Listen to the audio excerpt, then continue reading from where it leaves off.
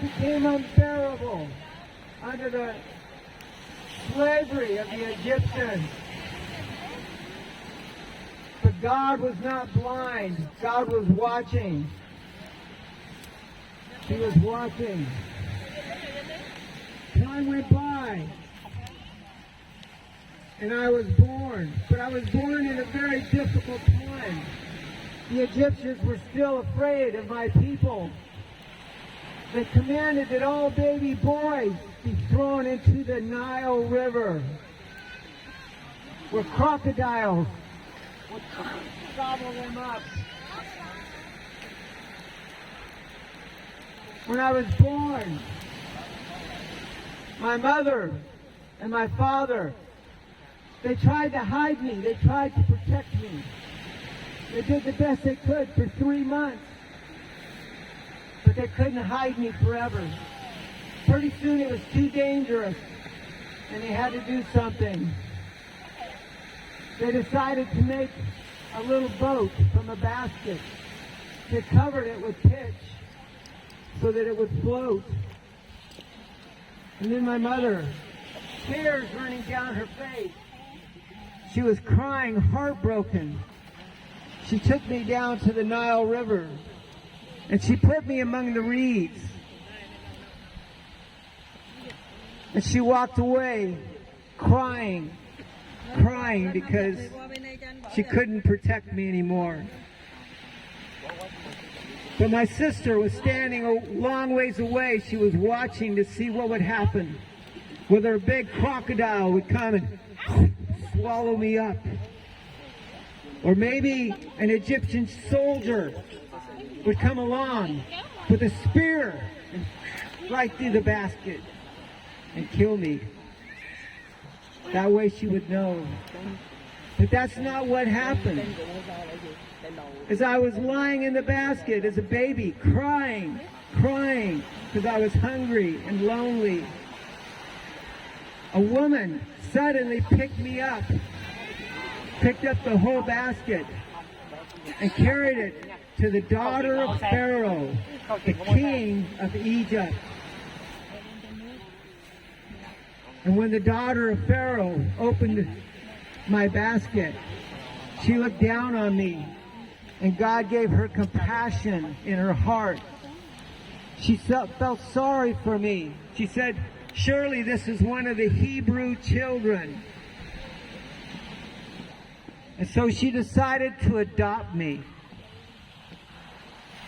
Then my sister came up to her, and she said, "Can I go get a handmaiden from the children of Israel to nurse this child?"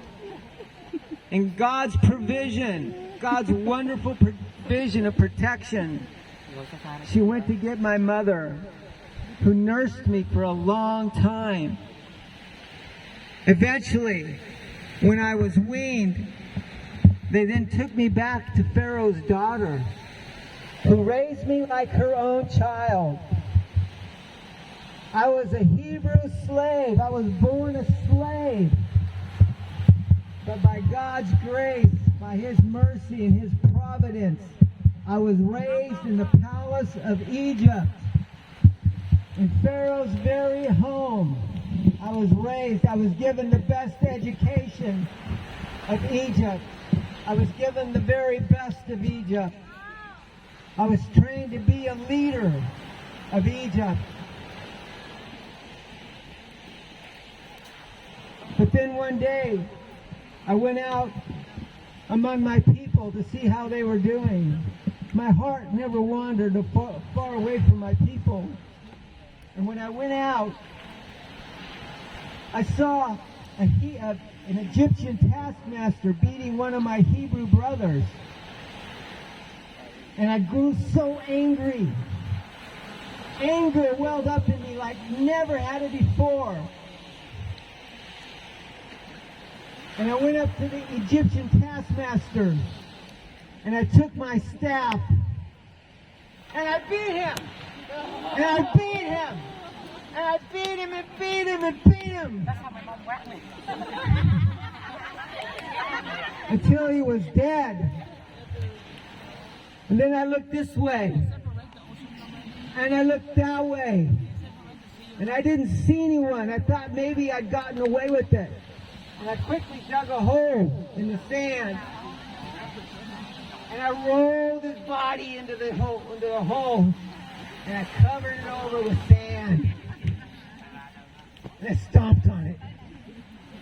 And then I stomped on it again. And one more time. And I looked this way.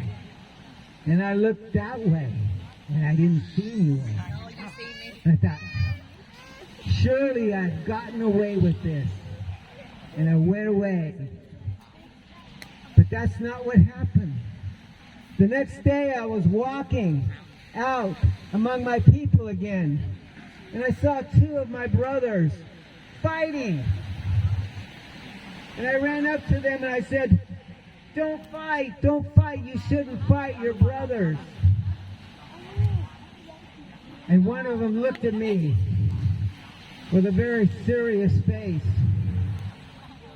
And he said, who are you? Who are you to tell me what to do? Who do you think you are? Are you going to kill me too? And my eyes got really big. And my mouth went high. And I realized somebody had seen me. The secret was out. My secret sin of murder was known.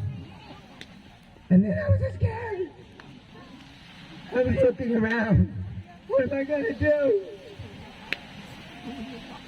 And I said, I have to flee. I have to run away from Egypt forever. I can never come back. Pharaoh is going to try to kill me now. And so I ran. I ran. I ran. Finally, I got too tired. And I made it to a place called Midian. And I wandered up to a well. And there were 7 women at the well. And they were trying to water their sheep. So I thought maybe I'll help them. And so I helped them water their sheep. But then some other shepherds came. Some bullies. Some mean shepherds. And they tried to chase them away. And I said, oh, no. You don't mess with these girls. And I raised my staff. And I beat one on this side. And I beat one on that side. And I beat one in the ankle. And I hit one in the little toe. Pretty soon they all ran away. And so the 7 women's sheep could drink. And so I sat down at the well and I waited. And the 7 women left. They just left me there. And I waited. I looked at my Egyptian watch. I waited another hour. It was actually a little sundial. Another hour went by. And pretty soon, one of the girls came out to get me. Her name was Zipporah. And she said, my father has invited you for a meal. And I thought, oh boy, this is what I was hoping for. Hey. I was hungry. And so I went with her and had a meal with a man named Jethro. And he was a priest of Midian. And during the course of the meal, he invited me to stay with him. And he gave me a job. And I was so happy now. I wasn't running for my life. I had a job. I was tending to his sheep. No pressure. Wandering through the wilderness. Enjoying God's creation. He had given me Zipporah as a wife. And for a long time, life was very easy for me. No stress. nothing but enjoying every day, leading these silly, dumb animals through the wilderness. But then something changed my future forever. I was walking through the backside of the wilderness of sin, and I came up to a mountain called Horeb. And it was just an old mountain. But something unusual I'd never seen was happening. You see, there was a bush in the middle of the ground, and it was covered in fire, but it wasn't burning. The bush wasn't burning. The fire was just very bright like this, very hot, but the bush wasn't burning. And as I came closer, I heard a voice say, "Moses, Moses." This is where we started the story. "Moses, take off your shoes. This is holy ground." My mouth was open again, and my eyes were really big. And so I hid my face. I was afraid to look. I was afraid that I would die from the presence of God. And God said, "Moses, I'm going to send you back to Egypt." And my eyes got big again, and my mouth went open. I'm thinking, Egypt? No, no, no, I don't want to go to Egypt. And God said, "I've seen the oppression of my people. I'm going to send you back, and you're going to talk to Pharaoh. You're going to come in before Pharaoh, and you're going to say, 'Pharaoh, let my people go.'" Everyone say, "Pharaoh, Pharaoh, let my people go." Let my people go. Pharaoh's not going to listen to that. Do it again. "Pharaoh, Pharaoh, let my people go." Let my people go. One more time. Loud, mean. "Pharaoh, Pharaoh, let my people go." Good job. And so, I said, "God, you don't understand. I'm really happy leading these sheep. And besides, I don't talk really well. I'm not good. You need to find someone else. Just get someone else. I'm not your guy." And God said, "No, Moses. You are the man. I'm going to send you, and you're going to lead my people out of Egypt." And so I met up with my brother, Aaron. And together we went back to Egypt. And we used some of the miracles that God gave me to do. For example, He said, "Moses, see the staff in your hand? Throw it down." And when I did, it turned into a snake. A snake. A snake.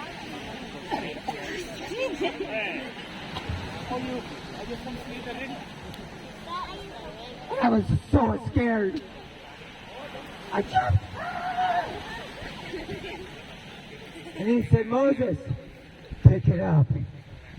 What? "Moses, pick it up." Okay.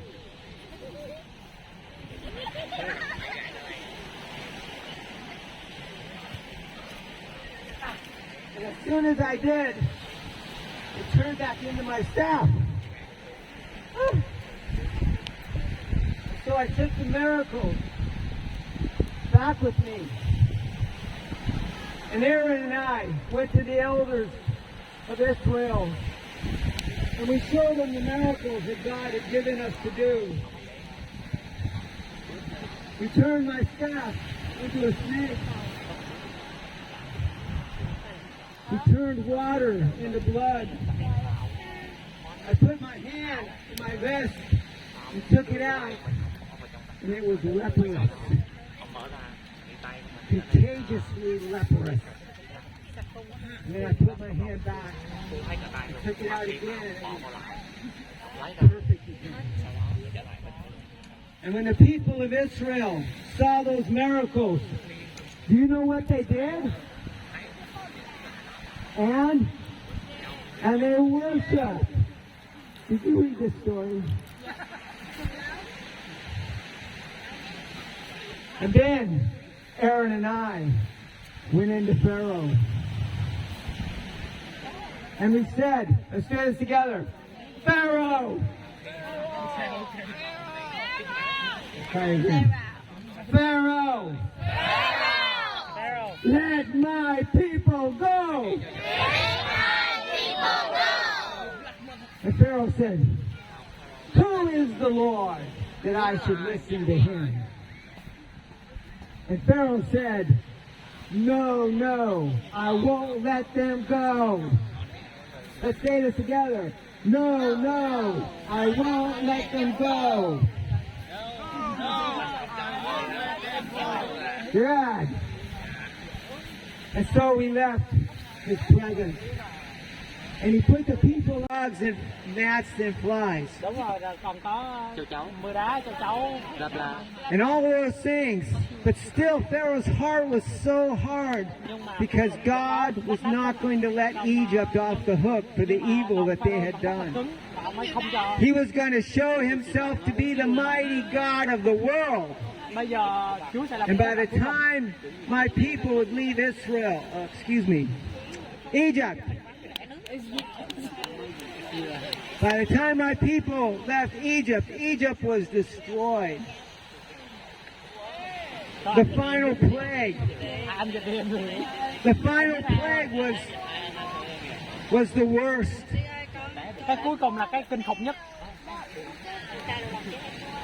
During the final plague, God sent an angel of death that went all through the homes of the Egyptians, all through Egypt. And the firstborn of every family, the firstborn of every animal.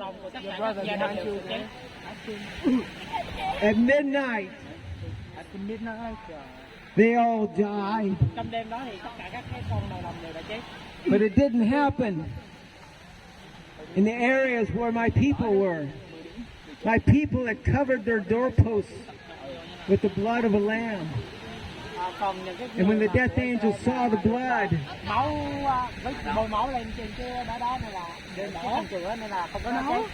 when the death angel saw the blood, he passed over and he did not kill the firstborn in that home. And then the people of Egypt woke up in the middle of the night, and there was a great cry throughout the land of Egypt. There was not one house in all of Egypt where there was not someone dead.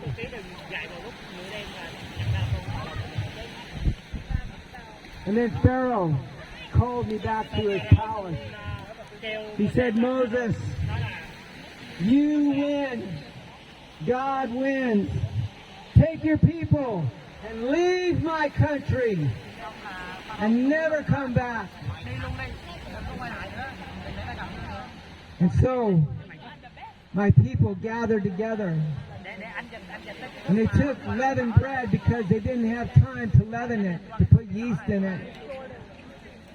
And we began to march. A great army of my people marched out of Egypt, but they didn't leave before they plundered the wealth of Egypt. For every man and every woman went to their neighbor and asked for articles of gold and silver and precious cloth. And they took the wealth of Egypt with them. God had paid them for their labor. And my people left Egypt. But God said, I want you to go a special way. I don't want you to head straight for the... I don't want you to head straight into the wilderness the way Moses would lead you. And so God told Moses to lead them by the Red Sea. And pretty soon the people were trapped between the Red Sea and a canyon that they had come through. And Pharaoh heard about it. He said, now is my chance. I'm going to go and kill the people of Israel. By this time tomorrow, there will not be one Hebrew left alive.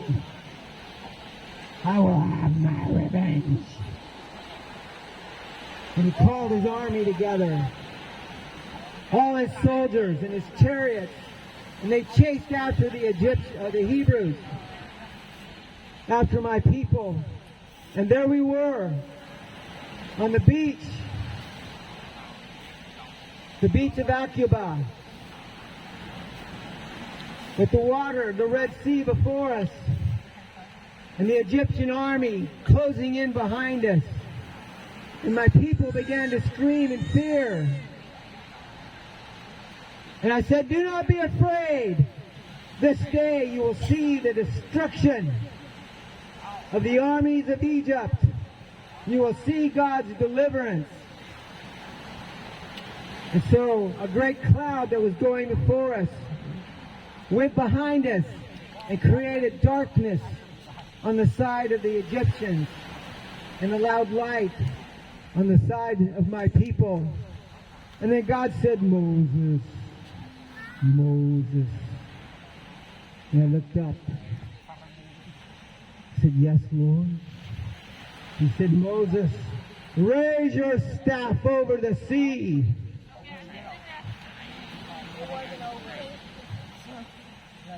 Are you separating it? Yeah, watch. Oh my goodness! Everyone watch. Side. Let's go. Who's going to follow me out into the ocean? Only your wife. How do you want it? Let's go, baby. You'll go first. Are you the median wife? So, I did. I raised my staff over the Red Sea. And no sooner did I did that, but the sea began to roll away and separate. And a great wind separated the waters. A high wall on each side, and in between, a pathway to the other side. And the wind dried the ground. And I said, forward! March! And my people walked through the midst of the Red Sea. When I was adopted by Pharaoh's daughter, she gave me a name, Moses. What does Moses mean? To draw me out of the water. My name means to draw out. Because that was what God was going to call me to do. Draw my people out of Egypt. I was a type of Jesus. When Jesus came, he came to draw his people out of the world. Just like Moses drew his people out of Egypt. And then Jesus commanded everyone to be baptized who would believe in him.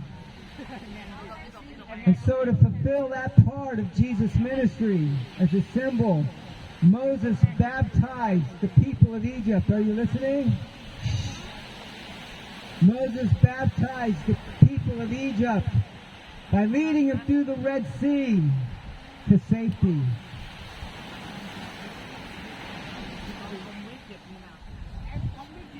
If you want to know the rest of the story, you're going to have to read it. I'm going to stop there tonight. But I want you to remember